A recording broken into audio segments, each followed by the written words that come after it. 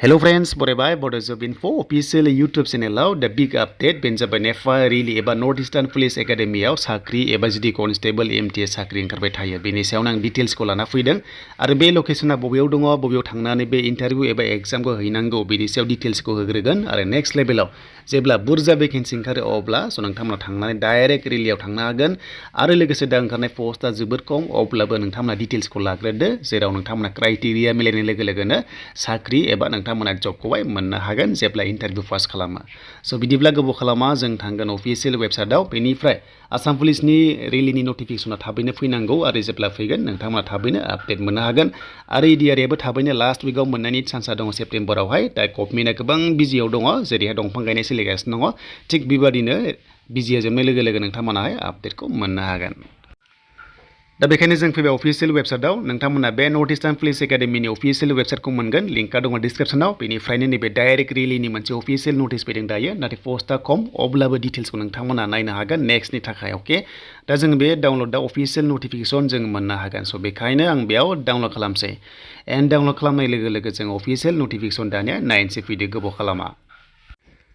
दा बे जाबाय अफिसियेल नटिफिकेसन दा बेनिफ्राय गोबां साख्रि ओंखारबाय थायो गभर्नमेन्ट अफ इन्डियानिफ्राय स' नोंथांमोनाहाय सेन्ट्रेल लेभेलनि होनजायो बेवहाय स' नोंथांमोनाहाय बेयाव मोनदों नै जे अफिसियेल नटिफिकेसन डाइरेक्ट रिक्रुटमेन्ट बेयाव लानो नागिरदों नर्थ इस्टार्न पुलिस एकाडेमिनि थाखाय गासै 10 पस्ट दायो हरदों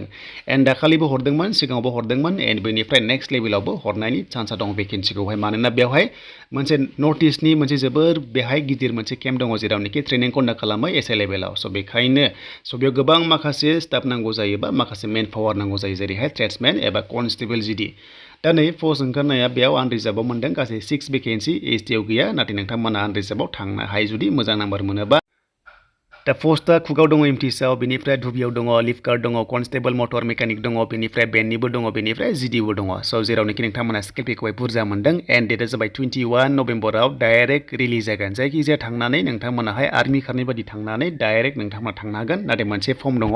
बे फर्मखौ लानानै नोंथांमोना फिलआप खालामनांगोन दा बे फर्मखौ बहा मोनगोन होनोब्ला स' नोंथांमोना भिडिअ नायलांबाय था स' नोंथांमोना डिटेल्सखौ मोनलांबाय थागोन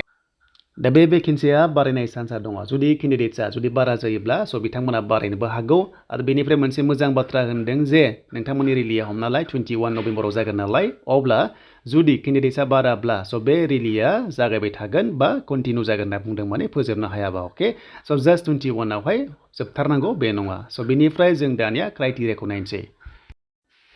दा बेयाव गासैबो पस्टआव 10 पास नाथाय एक्सपिरियेन्स एबा नलेज थानांगोन जेरै एमटिएसआव नोंथांमोना कुकावहाय संनाय खावनायनि बेनिफ्राय धुबियावहाय बेड सिस्टेमनि जेरैहाय आयरन होनाय बेफोरबायदि माखासे डिटेल्स दङ एन्ड बेनिफ्राय लिफगार्डआवबो माखासे सुइमिंनि एबा बायदिसिना स' बेवहाय होनाय दङ आरो बैसो 18 निफ्राय 25 नाथाय जोंनि एसटिआ 30 इयार्ससिम बे पस्टआव नोंथांमोना हागोन दा सिम्पल 10 पास नोंथांमोना जुदि दङब्ला खालि जिडि पस्टआवल' हागोन अके जेरावबो नोंथांमोना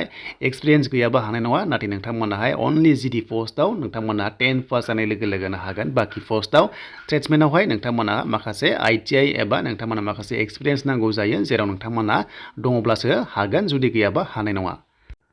स' बेनिफ्राय एसटि हाइटआ 162.5 हौवाफोरा एन्ड हिन्जावफ्रा 150 सेन्टिमिटार जाथारनांगन एन्ड बेनिफ्राय चेस्टआ हौवाफोरा जाबाय 76 नोंथांमोना जानांगोन एन्ड एक्सपेन्ड खालामबा 81 जाहैनांगोन अब्लासो बे पस्टआव हागोन आरो बेयाव स' नोंथांमोना फार्स्टआव रिलि एन्ड बेनिफ्राय एग्जाम दङ एग्जामा जाबाय 100 मार्क्सनि एग्जाम जागोन लास्ट लेभेलाव एन्ड बेनिफ्राय काट अफ वाइसआवहाय नोंथांमोना साख्रि मोननो थांगोन